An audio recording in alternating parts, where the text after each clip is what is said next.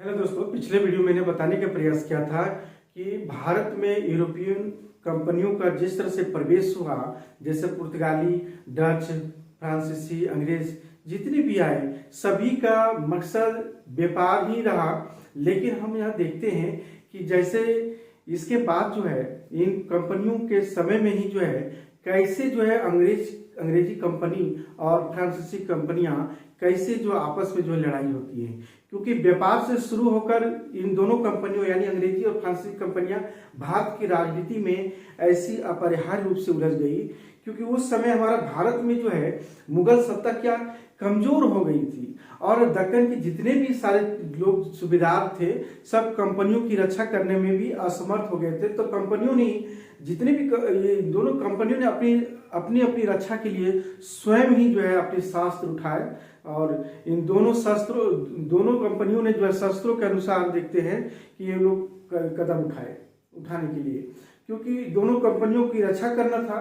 दोनों कंपनियों का उद्देश्य क्या था? अधिक से अधिक व्यापार से लाभ उठाना था, यही उद्देश्य था।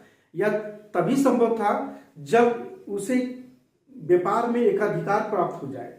दूसरी कंपनी जो कहा देखते हैं, दूसरी कंपनी मार्ग से सोच रहा था एक कंपनी की जो कंपनी मार्ग से हट जाए अथा अपना माल जो है सस्ते से सस्ता खरीद करके यहाँ से और अपना एक्सपोर्ट कर सके।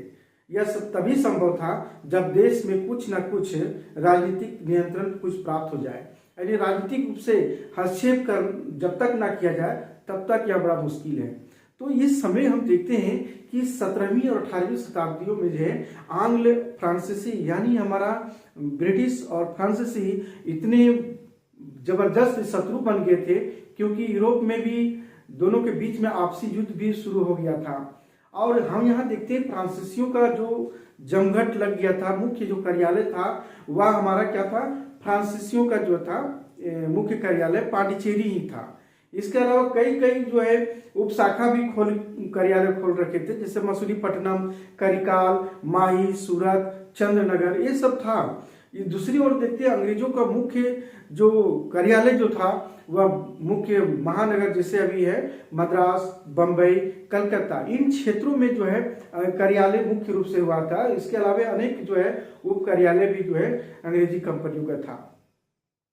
तो आइए हम देखते हैं सबसे पहले कि कर्नाटक का युद्ध हुआ, और ये कर्नाटक में इसके बाद जो फ्रांसीसियों और अंग्रेजों के बीच में हम यहाँ देखते हैं आपसी में कर्नाटक की युद्ध होती है।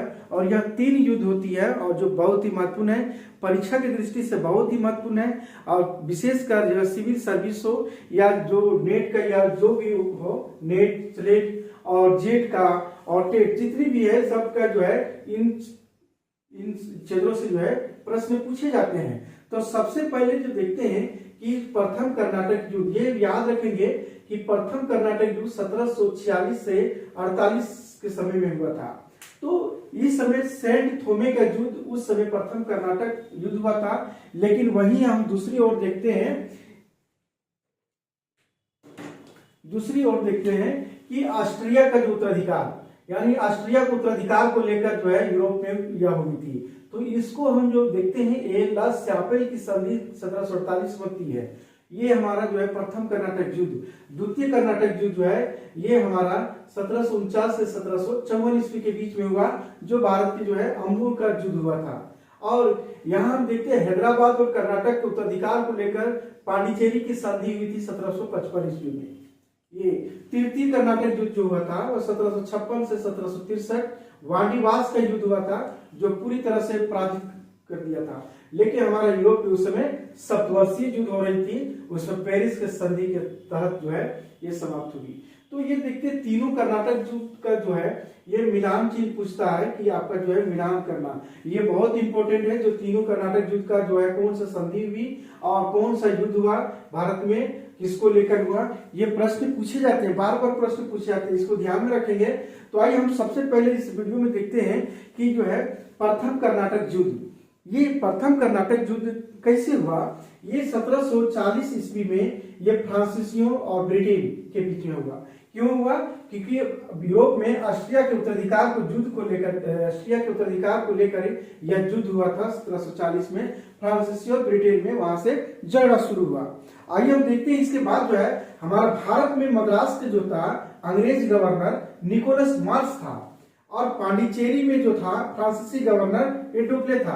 ये डुप्ले और निकोलस मार्श दोनों ही गवर्नर था, अंग्रेजी गवर्नर और फ्रांसीसी गवर्नर, और दोनों के बीच में क्या होता, तो यह ऐसी घटना यहाँ घटी कि डुप्ले जो है निकोलस मार्श से कहा था यथास्थिति बनाए रखे, कि जैसे आप हैं वैसे ही रहे, ज्यादा हस्तक्षेप करने की कोशिश ना करे।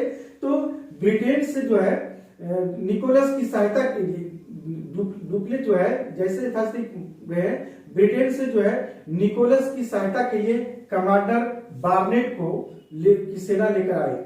यानी हमारा एक निकोलस मार्श जो है यहाँ इससे पराजित करने के लिए, यानी उसे पाने के लिए ब्रिटेन से जो है सहायता के लिए कमांडर बार्नेट के नेतृत्व में आए और अपनी सेना लेकर आए।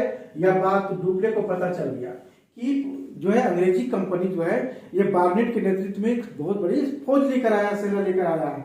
तो अब क्या होता है दोनों के बीच में कि इस समय जो है डुप्ले ने भी अपनी सहायता के लिए मॉरिशस के गवर्नर जो है ला बुर्दने को जो है पत्र लिखा कि सहायता के लिए आ जाए, तो सहायता के लिए आ गया। यानी जिस तरह से देखते हैं यहाँ पर निकोलस मार्श जो है वो अपना जो है बुलाते हैं किसको, बार्नेट को बुलाते हैं, याद रखेंगे बार्नेट को, और ये डुप्ले जो था वो बुलाता है ला बुर्दनों को, है ना, ला बुर्दने, तो ये बुलाते हैं। तो यहाँ पर यही होता है कि जैसे सहायता के लिए आया वैसे बार्नेट ने फ्रांस की जहाज पर अधिकार कर डुबा दिया। बार्नेट क्या किया कि अंग्रेजी कंपनी के जो आए थे वो नेतृत्व करता फ्रांस की जहाज को अधिकार करके उसे डुबा दिया। तब झगड़ा पैदा होता है। तब क्या होता है कि परिणाम स्वरूप यही होता है कि डुप्ले और ला बुर्दने ने जो है दोनों मिलकर, फ्रांसीसी जो है दोनों ने मिलकर मद्रास पर हमला करता। 3000 सैनिक लेकर जो है पूरे कोरोमंडल तट के नजदीक जाकर मद्रास में जाते हैं और वहां पर घेर लेता है और अधिकार कर लेता है। तब करता है जब पूरी तरह से जब मद्रास पर अधिकार कर लेता है तो ला बुर्दने डुप्ले से कहा, क्या कहा, क्योंकि ये मॉरिशस के थे, ला बुर्दने जो है वहां के गवर्नर थे, फ्रांसीसी गवर्नर थे, तो डुप्ले को कहा, क्या कहा कि अंग्रेजों से कुछ रुपये ले लिए जाए, तो डुप्ले ने मना कर दिया। यानी ला बुर्दने को जो है पैसे की जरूरत थी, यानी पैसे की लालच थी, तो डुप्ले को कहा कि पैसा ले लिया जाए अंग्रेजी कंपनियों से, क्योंकि हमने तो अधिकार कर लिया उससे, इसके बदले में। तो इसके बाद हम देखते हैं कि अंग्रेजों ने जो है ला बुर्दनों की भावना को समझ गया था, यानी अंग्रेजी कंपनी जो है समझ गया था कि ला बुर्दने जो है वह पैसे की लालच है और वह हमारे लिए कर सकता है।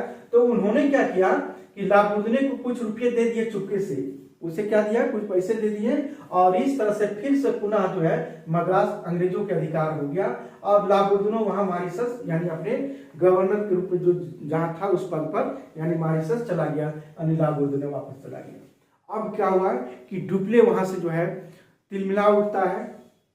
अब इसमें भी कहता है कि डुप्ले जो कर्नाटक के नवाब अनवरुद्दीन के पास गया और डुप्ले ने जो है नवाब को हस्तक्षेप ना करने को कहा और साथ ये भी कहा कि मद्रास को जीतकर दे दूंगा। यानी कर्नाटक के नवाब उस समय हमारा अनवरुद्दीन था, वो डुप्ले ने उन्हें कहा कि आप हम लोगों के बीच में हस्तक्षेप ना करें, हम आपको मद्रास जीतकर दे दूंगा, मैं वादा करता हूं। तब इन्होंने क्या किया कि हस्तक्षेप नहीं करने की बात इन्होंने भी जो स्वीकार कर लिया अनवरुद्दीन। तब क्या हुआ कि डुप्ले अपनी तोप जो है बंदूक के बल पर पुनः मद्रास को जीत लिया।